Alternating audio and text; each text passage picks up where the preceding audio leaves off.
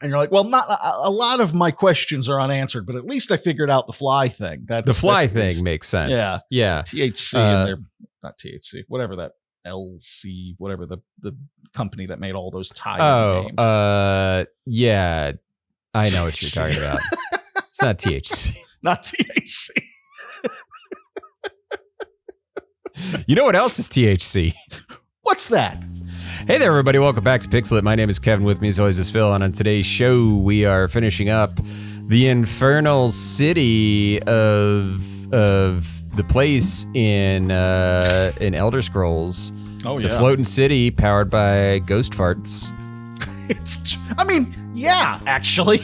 Actually, yeah. We more or less find that out. Oh, God. Soul flatulence. Yeah.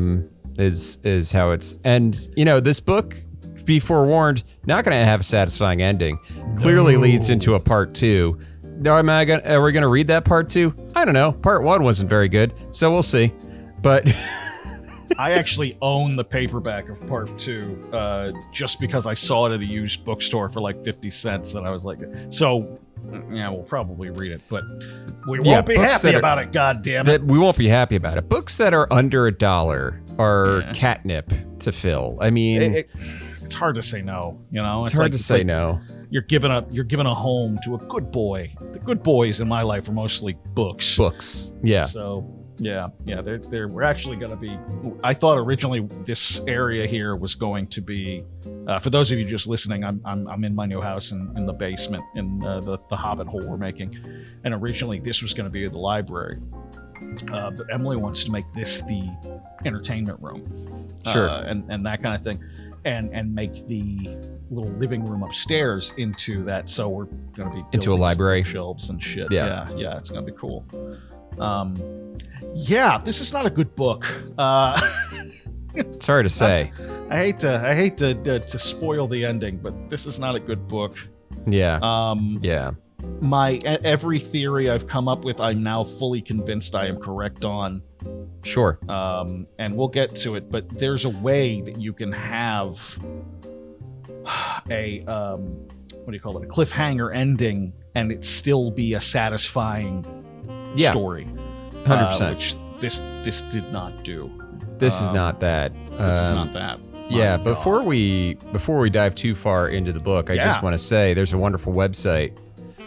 It's called patreon.com/pixelitpod, and you too can go to this website and you can follow us for free on there, or you can give us $1 or $5 or $10 and become a patron of ours. And $1 gets you the ad-free version of the episode, $5 gets you the bonus episode that we record before each full episode, and $10 gets your name shouted out in each episode. And to that end, I want to thank Jesus Loves You, Kyle Seaman, Ruthless Mutter, Middle of Things, Sigma Sal, Sanguine, Flatulence, Chut, Beaks, Dummit, Thick, and Friendly Friend. Thank you so much for being a friend. Patreon.com/pixelitpod. Do it today. So, yeah, let's just go ahead and put this body in the Black Marsh. Let's marsh it. Oh, yeah. Oh, God, I can't even... Fuck! It was right there! Yeah. God damn it. When I tell you to dump a body in the marsh, you dump them in the marsh. Kevin, you, as always, it's your attention to detail. It's my attention to detail that really keeps the show top of the charts, as some might say. As some might say. We're all not top of the charts. They're all out there saying they're all saying it. So many people, tremendous. The most powerful people in the world are the most powerful people are saying reality. So it's Pixel It is so powerful that you shouldn't let pregnant women listen to it. That's true. It's Pixel It and Tylenol. Yeah, those two things. What's interesting though is when you if you listen to it's the sultry tones of our voices, you run the risk of becoming double pregnant. Oh boy, that's no fun, because if you're, let's say for example, you're 6 months pregnant, and then you listen to me and Kevin's sultry voices, and then you get pregnant. That means you have a 6 month fetus You in got there. 3 months to go, and then another 6 months to go. And then another 6 months after that. What? The stitch is barely healed. Like, how are you going to? That's not fun. Don't The do mucus it. Don't plug do it. is Lord. It's a fresh one. It's brand new. It's brand new. Your bloody show is showing. And it's Speaking it's as a husband who witnessed a C-section. Wow. Wow. Yeah, I was front row center for the birth of my son, which we had discussed and had said, my wife had said, you don't have to do that. And I had kind of sensed that maybe that was her saying, I'm not fully comfortable with it. And I was like, well, I can be in the room though. And she's like, oh yeah. But you don't have to like be in there. And our midwife literally looked at me and went, Dad, grab a leg. And I was like, okay. So it was that kind of there's kind of like a flow of like, it doesn't really matter what your position is on the matter. It's like you're just being dressed suddenly in scrubs, and like told to get ready to get in there. Doesn't. Yeah. It's and at that point it's the day of birth, and you're like, okay, I'm here. You're flabbergasted. I don't remember half of the shit. You know what I do remember? One thing I remember is she said out loud, when was the last time you ate? And I said, I don't know, 5, 6. And she's like, I'm talking to your wife. I'm like, of course you are. Why the fuck would you give a shit when the last time I ate was? Not talking to you. No one's talking to you, Dad. That's no one, and no one ever will at this point. It's okay. Just shut up. Shut up, grab a leg and be encouraging. Be encouraging. That was a wild. This is a record. This is a record. We are off topic. Didn't even get to the book. We have it. Yeah. We put the body in the marsh. And then we just didn't do the book. What are you drinking there? I got a little fall variety pack from Sam Adams. Oh. This is their Oktoberfest, which is always good. It's always really, really good. For just kind of your, mainstream craft beer kind of shit. Sam Adams always does some good shit. Can you push your volume up a little? I think you just knocked it down somehow. Oh, hold on. Any better? Oh, that's better. Okay, good. Yeah. Anyway, right. The book. Yeah, let's go ahead and get into the book. Let's do it. So we're at part 3, chapter 1. We open with Glim, with our Argonian friend. He is working in the sump. If you remember, he basically is put in there because he's the only person they've ever met who doesn't have to breathe when he swims underwater. And he likes it. He actually likes this job because it's quiet and he's left alone for pretty much the whole time. And he's like going and gathering the right babies and stuff because that's where their babies come from. So we were on topic, technically, because we were helping context on where babies come from. Yeah. I by the way, the thing that reminds me of why I keep thinking of the sump like and laughing is because, and this is Josh with parentheses mentioned something about the Tim Heidecker pie video. Where he goes, pumpkin. You got to get that pumpkin. So every time I hear the word sump, I'm just gonna sumpkin. You got to get that sumpkin pie. You got to get that fresh sump, not that canned sump. I thought of you the other day because me and my wife were talking, and I pointed out that Graham, despite the fact that he was born in South Carolina, he has lived in Virginia longer, a larger portion of his life than any of us. Yeah. It's almost entirely. And Emily just said, "That's right, he's a Virginian." And I was like, "Oh, Kevin would be pleased." Virginia. So we're raising a little Virginian. So yeah, he likes it's quiet and they leave him alone, and I feel that. I wrote that down. I was like, I feel that. That is the best kind of job. That's the kind of job I have now, and I love it. He finds an area with a bunch of trees, and the trees have a similarity to the Hist, which we haven't spoken of in about 200 pages. Yeah, sure. But whatever, I guess that's relevant again. We haven't talked about that in a long time, but he kind of touches them. They're not exactly like the Hist, but he can hear like voices pulsing through them. It's like Hist cousin, you know? Yeah. There's something similar there. While he's there, he meets what appears to be a Dunmer, a dark elf. They have a conversation, and she basically says that she's never questioned about where she lives until she could see the black marsh below. And he tells her that's where I'm from, and it kind of blows her mind. She's having an existential meltdown because she can see down for once. So he asks, they talk about the kitchens for some reason. She brings up the kitchens, and he says, someone I know works out there. Would you be able to pass a message to her? And she says, yeah, I can do that, but I want something in exchange. And Jesus Christ, we don't have time for this. We don't have time for side quests. We are 2/3 of the way through this. We do not have time for now. He will handle it okay, but it didn't need to be in there at all. But she says she wants some orchid shrimp from the sump because they never get them. So he heads back into the sump. He sees gotta get that fresh sump shrimp. Fresh orchid shrimp. That does sound like a southern dish, doesn't it? Orchid shrimp. Orchid shrimp. Delicious orchid shrimp. Certainly doesn't sound like something Boil that comes up, from the sump. Spice it up. I love it. Beat it down. We're just going to turn it into Louisiana. Like that's what the sump is. It's just the swamps. It's just fucking around with Tim Heidecker's, accent in that video. He's so good. So in the sump, he sees the corpse of Aneg's old chef.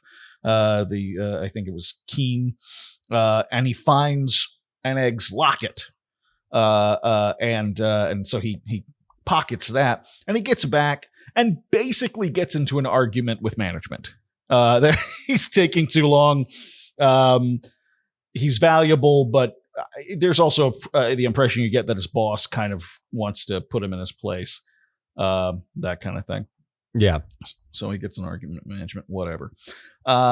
Chapter 2, Aneg and Slyn, they wake up in what appear to be steam vents. If you remember from last episode, they were their chef and their whole team was murdered, and they were kidnapped by a competing chef, which, as I said back then, is such a fun idea. I like that. It was like they were working, they were on the bear, and then they got kidnapped by the crew from the menu. Right. It's a whole other thing. It's fantastic. What a fun idea. But don't worry, not a lot comes of it. So they wake up in these steam vents. They're getting steamed like crabs. And Slyn is sure they're about to die. And an egg points out, well, actually, I think they're cleaning us because it's not so hot that we're going to die. It's actually kind of pleasant if you think about it. And they discuss their new boss. Aneg remembers that she's got this kind of blade bracelet that she got off Keen.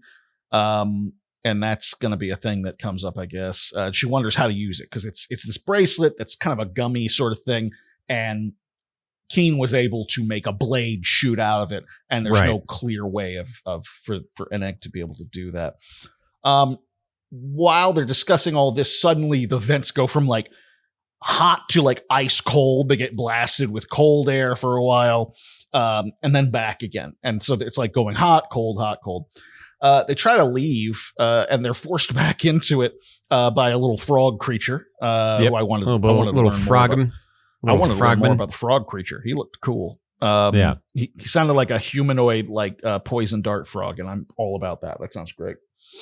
They're forced back in. They're put up. They end up being put up in some sort of like, it's kind of a luxury condo together that they're sharing. Right. Right off the bat,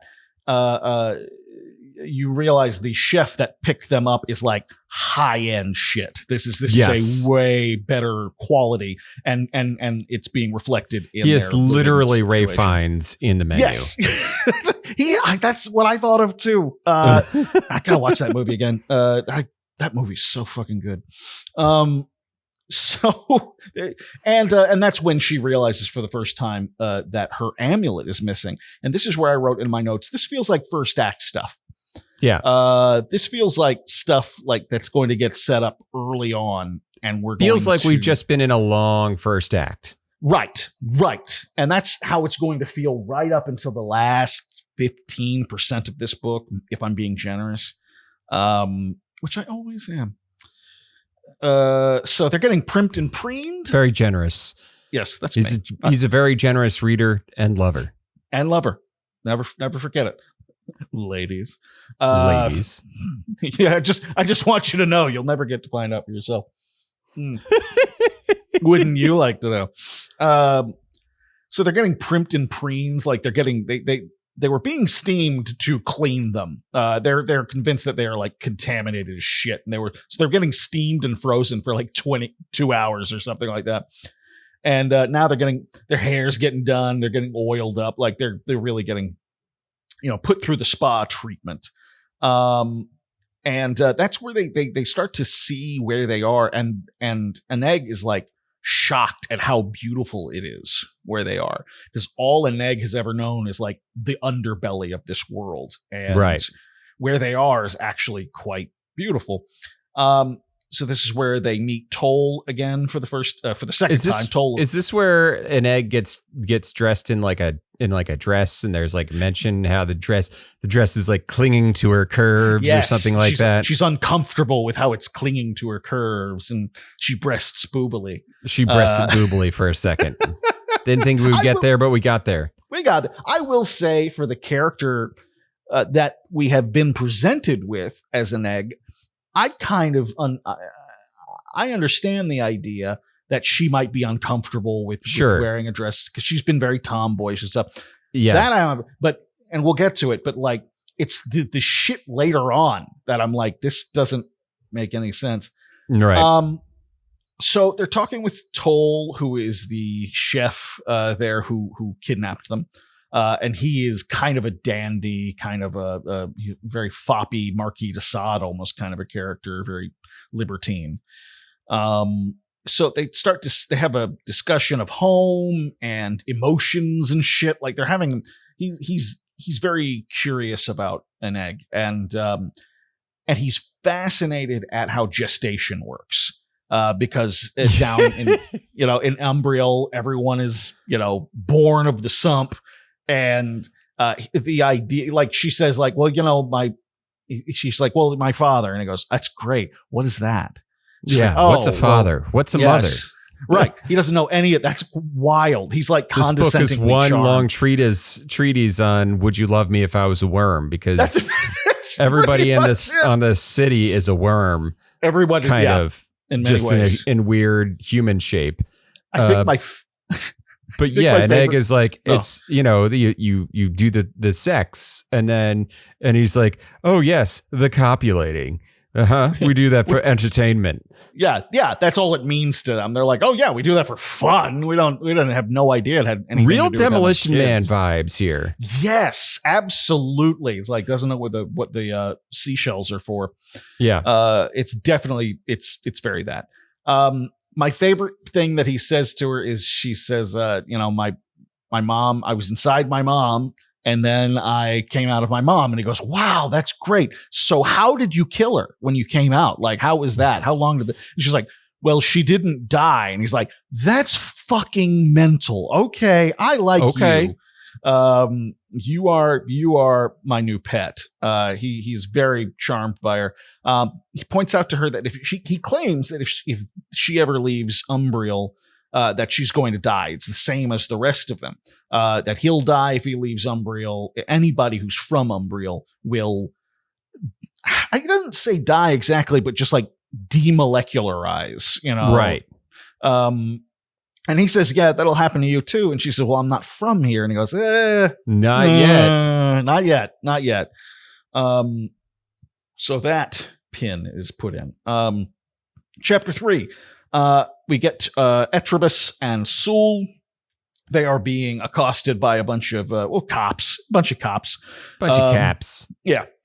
Because they've got moon sugar, and the cops say, we got you dead to rights. You're about to give that moon. It's typical fucking cop shit. If they had waited 5 fucking minutes, they would actually have had a case.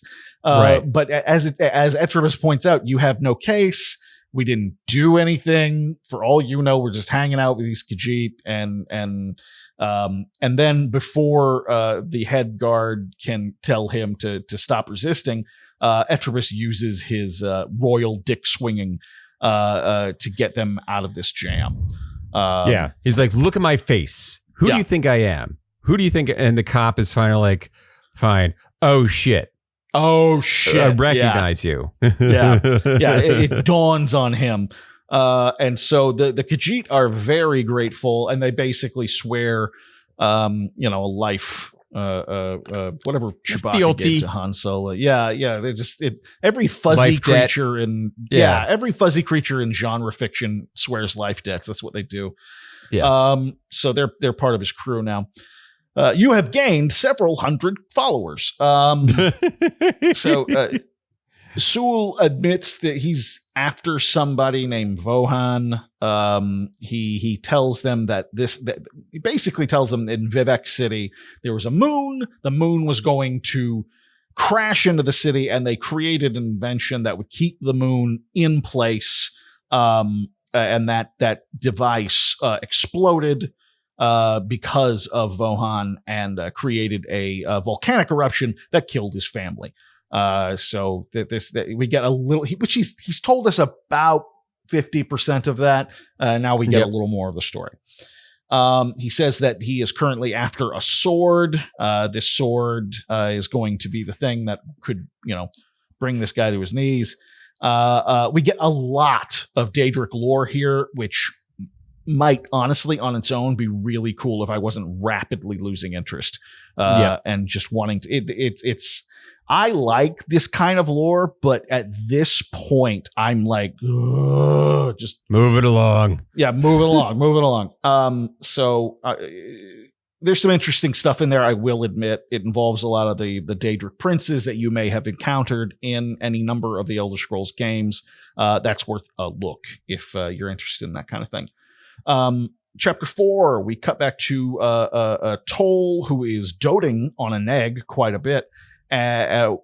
Basically, she doesn't have to do anything. She just hangs out with him while Slyn and the others do the actual grunt work in the kitchens, which they don't love. So we find that they're making these. They do the same kind of thing. They're making recipes and stuff, but most of the kitchen is used to feed these trees that are used for tree wine and other. Mm-hmm. It's a huge ingredient in what they use. Awesome detail. Really liked that. Yeah. Wish there was more of that. There is not.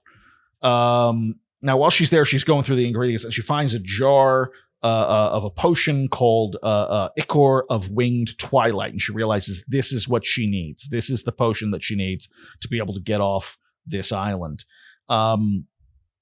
So she sneaks off with it. She steals it. Toll wants to make her into like this great chef. He wants to use. She's a project for him. He wants to turn her into this big goddamn deal. Right. And then he points out he's not sure he cares for Slyn though. He only kept Slyn around because it's she came with you as a package deal, but I'm not not really sure about it. It's a very I don't care for Job kind of I don't care for Job. Yeah, that's very much it. And we also find out that he very, very clearly wants to fuck an egg. He's very direct, let's say. As someone who back in my single days was pretty direct, respect game, and that man is direct. Very direct. So yeah. And she's all kind of a flutter about it. She doesn't quite know how to handle this. Chapter 5. Sul and Etribus are on the edge of a town. Sul has said, stay here. I've got to go in there and do something. stay here. Yep. And Etribus, being the wise, seasoned warrior that he is, just lets himself in. He finds a representative, Florius, I'm jumping ahead. Yeah. He finds a representative who knows who he is, Florius, and he's apparently thought to be dead. And he points out to Florius they're like childhood friends, and he says, I know the truth about my life up until this point, that it's been a big lie. And I'm not going to let you guys take me to the Emperor, which I know you guys have been ordered to do. I have this quest I've got to do. I need your help. And so Florius, after a lot of convincing, it's too much. In fact, it's like, Florius, he's like, you got to come with me. He's like, no, man, the Emperor will kill me. He goes, but I'm the Emperor's kid. I'll tell him. He's like, yeah, but then my career's over. He goes, yeah, but I'll do it. It's that for a while. Yeah. Until finally Florius agrees to join him. Next comes a detail that might be my favorite thing in the entire book. He goes to a bar, and he writes 2 letters to his biographers. It's like, when you're looking to tell the story of my life. Yeah, that's exactly what he does.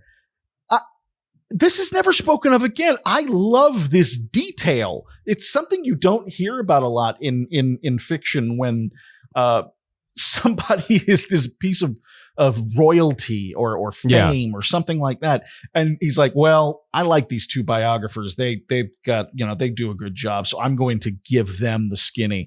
And that's it. He sends off a couple of letters.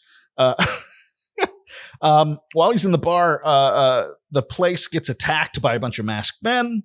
And they're clearly going for him.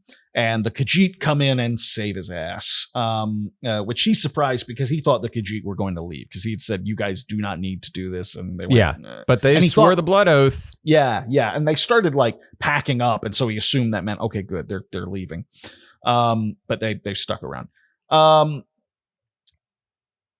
He runs back to Florius's office, 200 yards away, as they point out, and Florius is dead. He's been killed. So he and Sewell take a minute to wonder what the hell is going on in terms of who's trying to kill him so bad and why. And then Sewell uses some sort of portal ritual magic thing to have them travel planeswalk, basically. Right. Through Oblivion to where they're going to go. Yeah.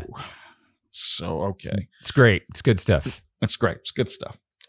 Chapter 6, Glim meets back up with the Dunmer girl and gives her the shrimp and a history lesson. Basically teaches her about some scrimps. Here's some scrimps, and here's the story of my people. This is a way more entertaining book if you imagine the Argonians specifically as Cajun. This really, you just got these lizard men going, oh, let me tell you. Oh, yes, I'll tell you all about Let me tell you about that old down the bayou.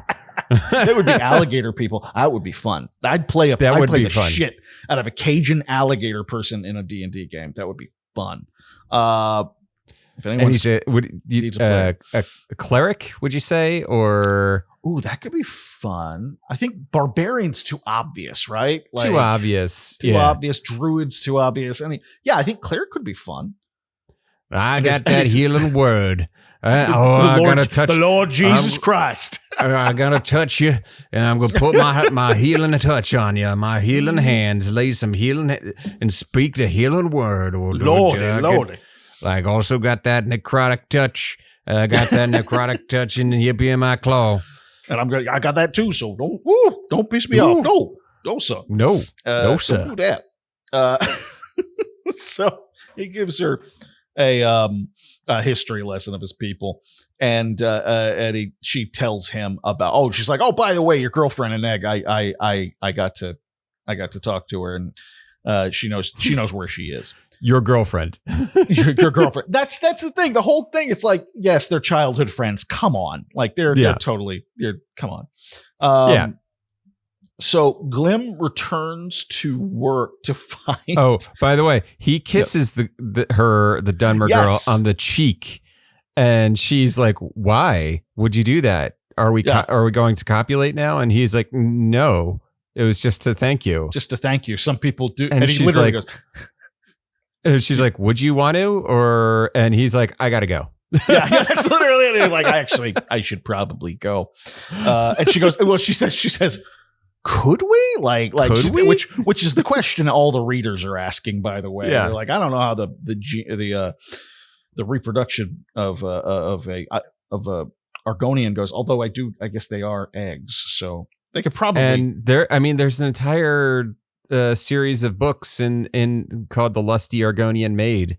That's true. A very popular series. Popular series. That will have to be a stream or something. We'll find all the lusty Argonian maids and read through those or something. Yep. That could be fun as shit. I wish we had done that instead of this.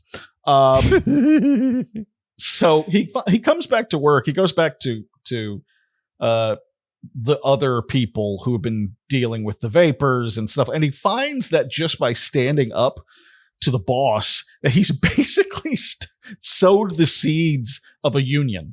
Yeah. The guy, he's like, you never thought that your life could be better? And they're like, nope, not until you mentioned it. Not once. Never occurred to us. It's like, so you got to lead us. And he goes, I don't want to lead a revolution. They're like, but you gotta. But you gotta. You gotta. It's a fun idea that we will never revisit in this book anyway. I mean, in this book at least. Yeah, in this book anyway. Chapter 7, Sewell and company, they have their little plane walk, and it's interrupted by Hirsine, who is a Daedric prince whose posse hunts them, and Hirsine is known as this hunter who will hunt people, and it's the most dangerous game all the time for him. He interrupts them. We have 50 pages left in this book. We do not have fucking time for this, but anyway.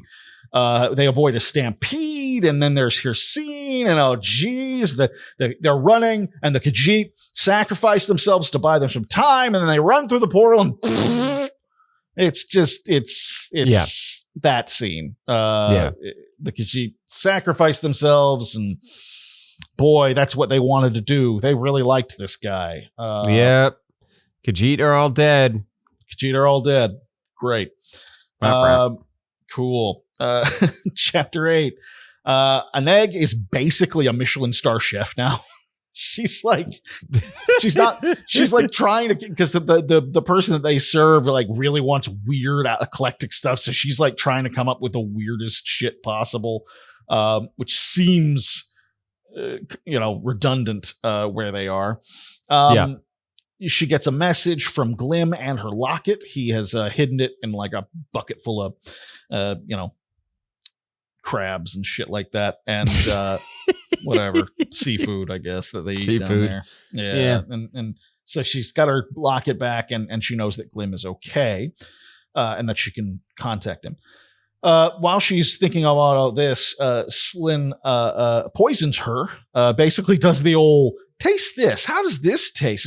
This is good, right? And she goes, yeah, that's good. It'll go well on this. I thought so. And walks away, and then she goes, oh, Jesus Christ. And she starts scrambling to try and find some sort of antidote that she can use. She wakes up in Toll's bed, unhappily naked. Yeah, unhappily realizing that she's nude for some reason. Yep. And he points out that in the last second, she succeeded at making a stabilizer that kept her alive for long enough for them to help get the poison pumped out of her system. And he asks her, well, how should we kill Slyn? I didn't care. Slur. I really didn't care for Slur, and now you certainly don't. So how are we going to execute her? And she's pissed, but she says, no. She's scared and freaked out, and we all are, and she's jealous and all that shit. And so let's leave her alone.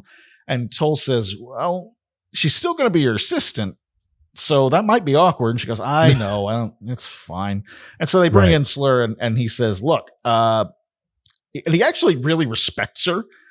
Because he's like, you're pretty ambitious. I respect He's like, you took a shot, didn't work, but but I respect it. And he says, but if anything happens to her, to an egg, you're dead. I don't care if you're responsible for it or not. If anything happens to her, I'm taking you out. It's basically the Godfather, scene where he's like, if anything should happen to my son, if he's struck by a bolt of lightning, right? Right. It's exactly that. And then, he points out how impressed he is by her moxie and fucks her. Yes. Takes her up to his bed, and she's stoked because that's what she's wanted this entire time. That's all she wanted. That's all she wanted. It was a little toll pole. Yeah. You gotta pay the toll pole. You gotta pay the toll tax. The toll tax. The toll. The toll if you want to get in that toll hole. Yeah. Yeah. So everything's very weird in this world. Chapter 9, Aneg and Glim have been passing notes back and forth like middle school, and they plan to meet that night to leave finally. We cut to Etribus and Sewell. They are in Vivek City. Apparently the sword's supposed to be there, and Sewell's going to go get it. While he does that, I keep forgetting about the sword, which we never really get a full actual explanation of. Like, he threw a sword. Must be important. Yeah. Must be important. A lot of that shit happens. Like, that must be important. Oh, no? Okay, fine. Fuck you, I guess.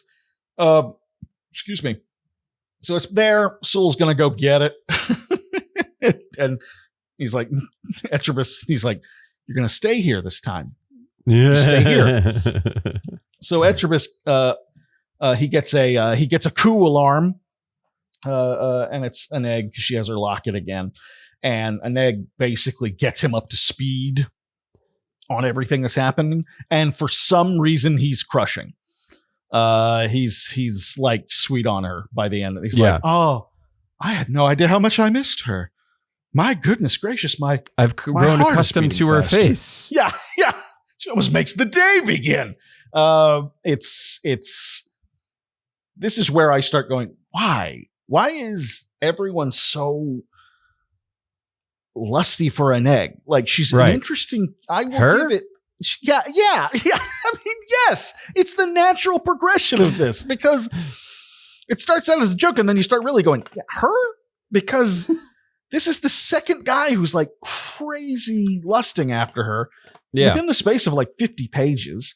Yep. And it's like, why? Like, she's an interesting character when you can hear her internal monologue. But I imagine meeting her in person, she doesn't sound like she'd be that interesting. In fact, one of the first things she does when she gets on the horn with Etribus is just start sobbing because she's so happy they're about to get out of there.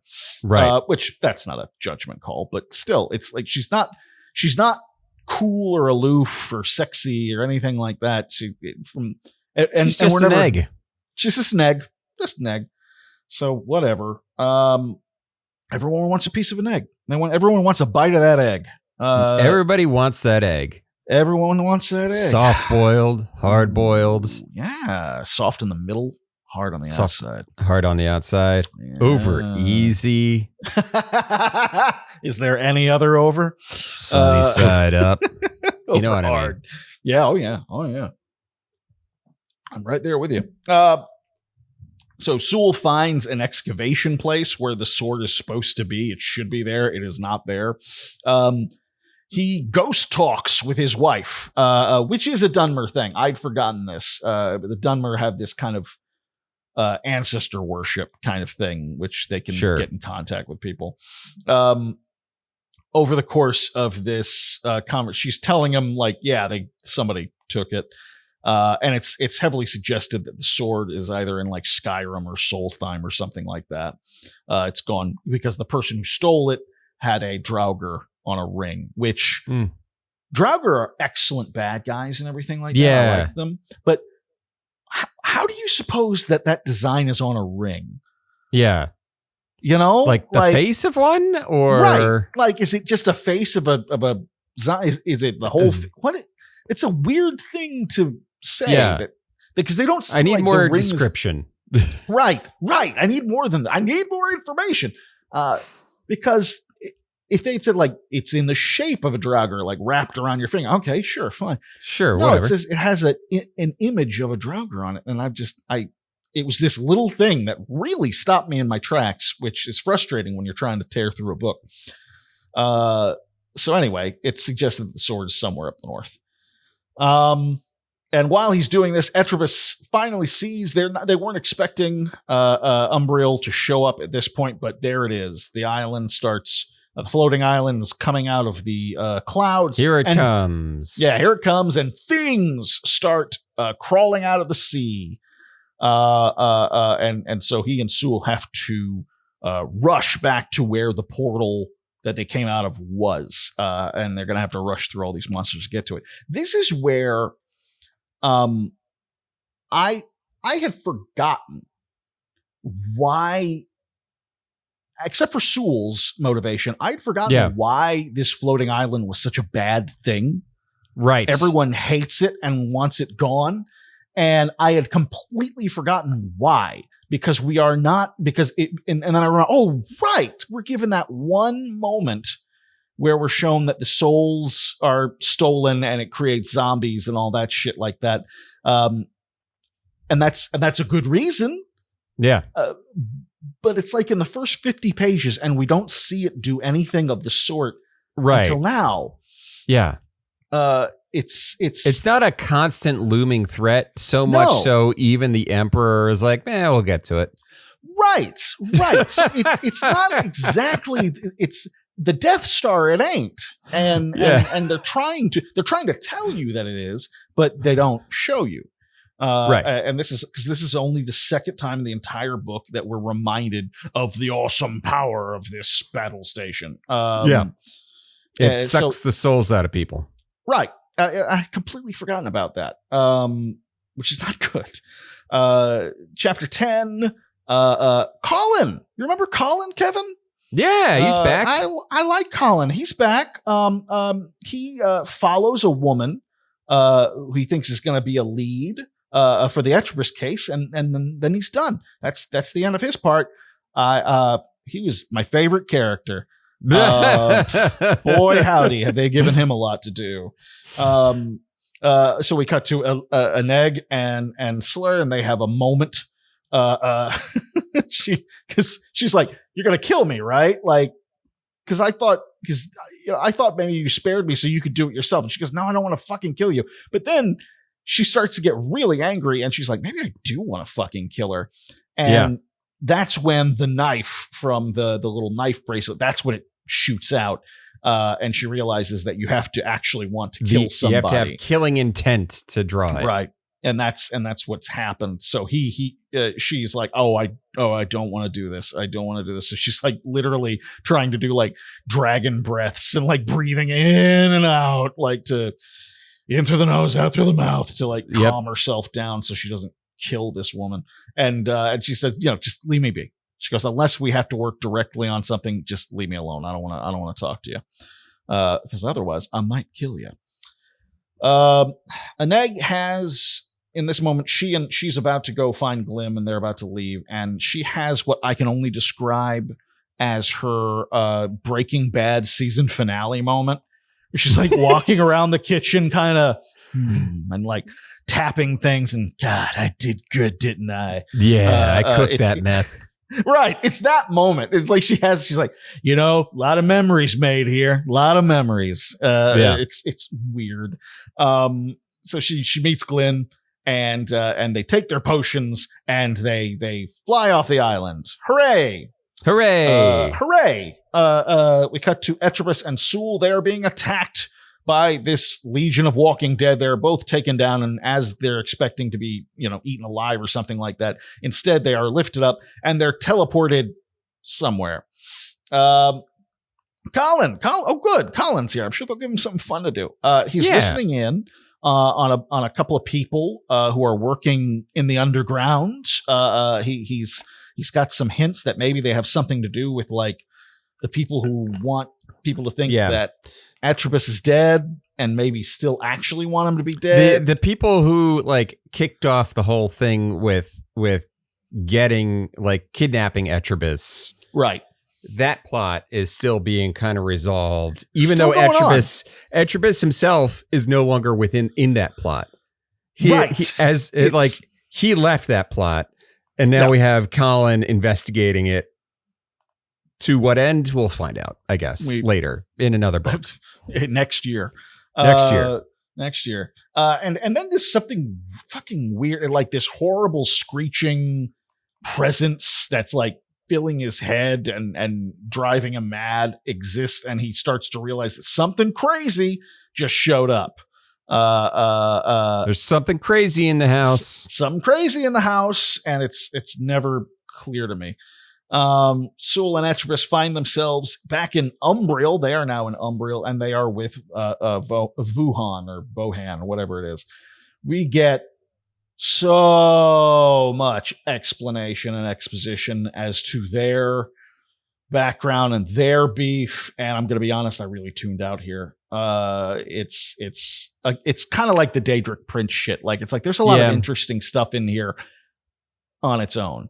But at this point, I'm like, why are we? It's like the longest James Bond villain speech of all time. Just like you blew up the thing. And be like, well, you were sucking the soul out of my girlfriend. Like, well, it wouldn't have killed her right away. And be like, it doesn't matter. I was still trying to save her anyway. And Vohan's like, well, I guess you have a point there. Right. He has several moments like that. Long story short, Sewell's not as innocent as he claims in this whole thing. Yeah, Sewell was the one who is like more or less responsible for blowing up the Imaginarium or whatever it's called. Yeah, the Imaginarium. Whatever's keeping the moon at bay. Whatever kept the moon at bay. He's responsible for that, but he only did it because he was trying to get his girlfriend away from Dr. Fred and the mind-sucking machine and Maniac Mansion. Yeah, literally what it is. It's the same inciting incident as Maniac Mansion. It is. And I feel like we need a tie-in here. And Wuhan admits that he's been trying to kill Atropos. He basically wants Atropos to convince his dad, the Emperor, to let them enter the Imperial City. There's a magic tower there. He says, I want you guys to not resist me. I want you, in fact, to evacuate. And Atropos is horrified because his dad has spent the entire time trying to bring the Imperial City back together, and now he's just going to try and collapse it again. So he's not too big on that. And the whole idea is that if I can do that, then Umbriel will be self-sustaining or something, and I can take the island somewhere, and it'll be in its own place, and we won't wander anymore, and we won't suck any more souls. Yep. Something like that. We cut to Aneg, and she and Glim are flying through space, and she realizes that they are both going all Avengers Endgame. They're dissolving, and she's not happy about it. A bunch of dramatic shit happens on the tower that Colin's basically listening in on, and it collapses, and by the end of it, he still doesn't know more than he did before. He just has questions now. Right. Like, it's very unclear. This mystery is more mysterious now. That's exactly what it is. It's like, well, I think we've just scratched the surface. No, don't say that. Don't say that at the end of this book. Don't say that. We get a final fight between Sewell and Zohan and Atropos. And Sewell's brought some sort of demon into Umbriel. The island is falling ? They blink out of existence ? Mm-hmm. The fuck ? And then we got an epilogue. And it's just an egg and Glim being like, we're sad that we can't go back home. Yeah, they realize that they are now part of Umbriel, and like they've been warned, like, people who are from here dissolve when they leave, and Yep. so she's like, I'm gonna find out how to fix it. And they're like, okay. And that's the end of the book. It's the end of the book. That's the end of the book. Hey, the pacing's all over this fucking book. My God. It's like it's like how much we're dedicating to certain characters. And you had mentioned at some point in the second part of this, and be like, yeah, it's supposed to lead into another book. And I was like, all right, well, I'm expecting this not to end satisfactorily based on where we are, because there will be another book to do all that. But the part of my issue is like, I just feel like there's nothing really urging me to keep going. Like, I don't care anymore. Well, they don't give you anything at the end, and that's what I was saying at the beginning of the episode. There's no like, oh my God moment at the end. Right. I thought of the thing that No, go ahead. Go on. The thing that they kept saying was going to happen to Glim and an egg happened. Like, they'd be like, oh yeah, if you're here too long, you're gonna dissipate when you get down to the surface. Yeah. Yep. And that's what happened. Yep. How anybody knew that, by the way. Yeah, because they spend so much time talking about how we don't know anything about where you're from. Yeah, we don't know anything about you. We don't know anything about where you're from, but we're certain that you can't leave for some reason. Right. Everyone's so certain about it. And they're right. And how does that even fucking work, man? It's dumb. And it got me to thinking about Empire Strikes Back, which infamously ends with a lot of loose ends. Not infamously, famously ends with a lot of loose ends on a bummer note. Your heroes are at their lowest, and you are nothing but pumped at the end of Empire. Yeah. A glorious film. And it's because you were also given a lot of shit. You were also given a lot of resolutions. That's where Luke, I am your father happens. That's where you get. That's where Han, in a roundabout way, finally tells Leia he loves her. You are given a lot of stuff. So much is resolved.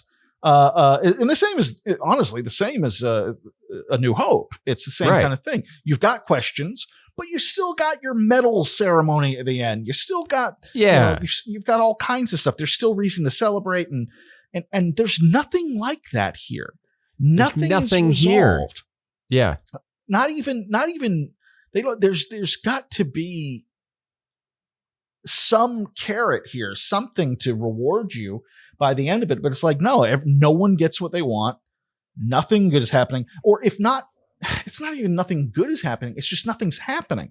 Yeah. We don't know where Etribus and Zool and all them are. We don't know. We just don't. Yeah. They just kind of blink out of existence. Right. And an egg and Glim, we do get the epilogue. Yeah. Which is, that kind of makes me nervous that it's an epilogue. Because it's kind of like a second. It's like, oh, and by the way, we will tell you a little bit about what's happening here. It's just, and this is where my theory on this whole thing being a very long novel. Now that I realize fully that this is this, because if you read the back of the novel, it does say that this is part 1 of 2. They go into it being honest with you that this is part 1 of 2. So there are no surprises there theoretically. But the way, because you said, the pacing's so weird. The way this is set up, it feels like this was a much, much longer book. And it was just busted up in the least satisfactory way. Right. Yeah, I think Greg Keyes is a very good writer. Sure. If anything, and that's the thing, I say this, Mr. Keyes, if you're listening, I say this in frustration for him, because there's so much, there's like all these little world building hints and all these little things that really, really ought to work or could be really interesting. There's something here, and I feel like someone cut him off at the knees. That's my Right. optimistic viewpoint on it, at least. Yeah. What about you, Yeah. Kevin? What are your thoughts? I mean, I agree. I agree with a lot of it. I feel like there's a lot of there's a lot of interesting moments in this that are also then undercut by the fact that the description of what exactly is happening is sometimes random. It would be like muddled or incomplete. Like we said in the first episode, just stuff comes down. I don't get a complete sense of time and place in the book at really any point. It feels, everything feels transient, and we're just kind of flowing along a river of regret. A wonderful poem. Oh my God. My life is a swirling river of regret. I love that, man. What was his name? Tottenham. Yeah, John Tottenham. John Tottenham. Great poet. If you ever get a chance, just funny fucking dude. I think calling this transient is a very good way of putting it. I think it doesn't have much ground under it, does it? Yeah. And maybe that's intentional because it's a floating city. Ooh. But also it's like, it feels like we're trying to grab onto more meat. But every time we do, it's actually sand and it's slipping through our fingers. It's true. It's very frustrating, which is something we keep running into with a lot of these novels, which honestly, that's a good problem to have theoretically, because you see that there's potential there. So at least there's something. It's very rare that we actually run into something that's just dog shit. Right. So that's good, I guess. But yeah, I can't leave this unfinished. We'll be reading this next year. We'll finish it up. Part of it. Yeah. Hopefully, maybe part 2 will answer all of our questions. And that's the thing. I don't have enough energy for questions. No. Why would you? But Five Nights at Freddy's really surprised us. Five Nights at Freddy's did surprise us, and that surprised us. So that was a trilogy of Dead Space did not surprise us. No, they were both bad. No, it was so bad. The second one was so bad it was out of print. Yeah, when we tried to read it. Oh man. So that's pretty much it. So we got a new book coming out next week. But in the meantime, in between time. Oh, and we also we're actually going to be recording with a special guest. Oh, yes. First, before so that guest will be it'll be a Worlds of Power book. So light listening, light fare. And then we jump into Death Stranding, Volume 1. I'm excited. That's what I wrote on the calendar, right? Yeah. That's what it is. Okay. I'm excited about this book. I'm excited about our special guest. It's going to be a good month ahead. So with that level of positivity in mind, Kevin, what are you reading? Reading? No, I've been doing a bunch of what are you reading things, so I'm totally fucked now. What are you playing? What am I playing? I'm playing Hollow Knight Silksong. Oh, sure. God damn it! I put too many hours into this game. And it's not like it's weird. Like I've been taking my time with it. You can beat the game 100% at I want to say 35 hours, right? Okay. But I've just been slow playing it so much. And I think part of my problem is I play it a lot when I'm just sitting watching TV. So I'm not totally locked in on the boss battles. But I'm at 60 hours and I still haven't finished the game. And that's probably just a me thing. That's probably just I'm not You're taking your time. I'm taking my time. I'm not really rushing through it. So that's kind of it. But I do want to finish it up soon. Technically I rolled credits already. There is a way you beat the game and then you can go back and pick it up.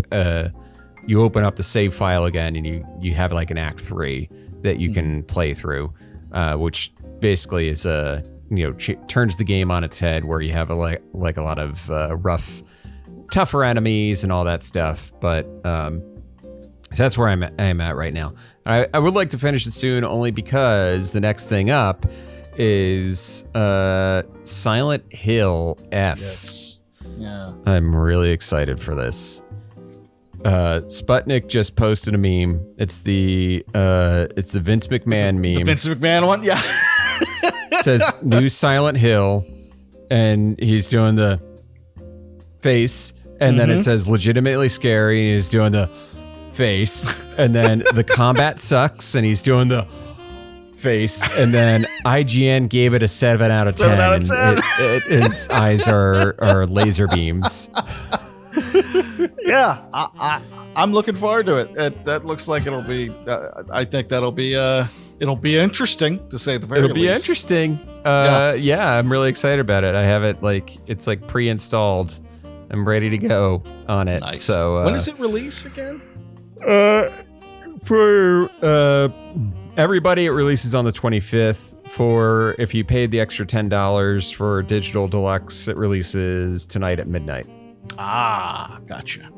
Yeah. Okay, cool. So, Cool. I'm really excited to get into it, and I have like a game that I want to play that I still haven't, that I need to get back around to, and that's Hell Is Us. Yes, that looks pretty good. Yeah, it looks interesting. So that's like and there's just so much. There's too many games, Phil. There's too many games. They need to slow down the games, but also pay the game devs more. And give them healthcare and stop firing them so much. For God's sake. For God's sake. Being fired on a regular basis and then rehired should not be a regular part of your business strategy. It just shouldn't be part of it. It's fucked up and uncool. It's fucked up. And it's people who, ironically, people who bring us joy. People who bring us something that we really, really love, that we really just the absolute purest joy. To. Yeah. And this is how they're treated. Anyway. Yeah. Yeah, and we got there's a bunch of other games coming out. I mean, fuck. In October, you got Dispatch. Did you play the demo for Dispatch? Loved it. Yeah, really liked that one. That was clever. Very, very clean animation style. Yeah. And Alana Pierce is one of the voices in it. So yeah. That's awesome. You got Tormented Souls 2 coming out the day after Dispatch releases. Yeah. The week later, you got Outer Worlds 2. And forgot that the day before Dispatch Bloodlines 2 comes out. Which is solidly middling reviews for that. Sure. Which is better than I expected. Sure. If I'm being completely honest. So yeah. Right So a lot of good stuff coming out. Yeah. A lot of stuff I'm looking forward to. But right now it's all silk songing it. Yeah. Phil, what are you playing? Oh, well, in the moving process and that sort of thing, I have actually, and this has been happening before the moving process, but I'm slowly moving myself back into analog games, specifically, Warhammer and shit like that. I've been doing a lot of painting. There is a game store about like a 15-minute drive from here that will be my local game store. So me and Graham went there just to say hello and see what the games are, what do people play, and everything like that. And they were saying that they don't have much of that. They haven't in the past had a huge 40K thing. They're actually, it's called Waterloo Games, and as the name suggests, a huge contingent of like historical war game. Okay. That's pretty cool. And I would love to learn more about that. But they said they haven't. But they said that they started a league, an escalation league, to get people into it, and it's working. Like, people are really excited about it, and they're doing a lot of the pre-order stuff. And cool. I may have put my name on a Death Corps of Krieg combat patrol that's coming up around my birthday. So yeah, I've been doing that a lot. My desk is covered with minis that I need to paint. What you got there? Are those? Is that an orc that you got there? Or is that? Oh, okay. Delightful. Nice. Delightful people. But I have also I have started playing Occlude, which is a really interesting game. OCCLUDE, Occlude. It is a solitaire game with kind of a horror element to it. It's a puzzle game. You're playing solitaire, but each level that you play, there is always a secret rule. And you have to, through gameplay, figure out what the rule is. And that's how you can finish with, because you got the 4 stacks you want to fill, like it being a solitaire, for each suit. And you can finish with none of them. You can still beat the level, but you just don't find the clue, don't find the secret. You can do it from 1 to 3 in the middle, or you can get all of them right, and each one of them have a different ending, because each puzzle has a tarot card and a corresponding, like, hinted at murder story or something horrifying underneath it, and you find out more about it by beating it. The atmosphere is really good. It's a very simple idea, because I've always played solitaire, and it's like Balatro and like a lot of other games like this, where you take a real simple idea and it's executed really, really well. Nice. And I've never seen a game like this that had kind of that horror vibe to it, and it's impressive. It's pretty good. I put a few hours into it. I'm really enjoying it. Definitely worth a look. So yeah, that's me. That's what I've been playing. Cool. All right. All right. Thank you so much, everyone, for listening to us get through the Elder Scrolls Infernal City, this infernal book, I'll tell you. Hey, follow us on social media, Blue Sky, Instagram, patreon.com/pixelatpod, if you will, and Phil, I don't have a question for you tonight, but I was wondering, have you ever played solitaire so long that you went backwards in time? Like, you're trying to play it to pass time, but then it reverses? Yeah, and you end up adding more time, and it's ironic, right? Like, that's some weird shit. I have found something that helps. It doesn't like fully solve it, but it slows it down a little bit.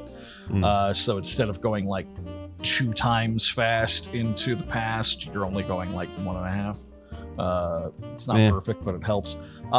If you can, you go to, like, find one of those old pharmacies, not CVS, not Walgreens, nothing like that. Find one, the old fashioned with pharmacies. the RX. Yeah, exactly. Sometimes they still have like the soda pop stands and shit. You want to go to the proper apothecary kind of style pharmacy. The older the person at the register, the better.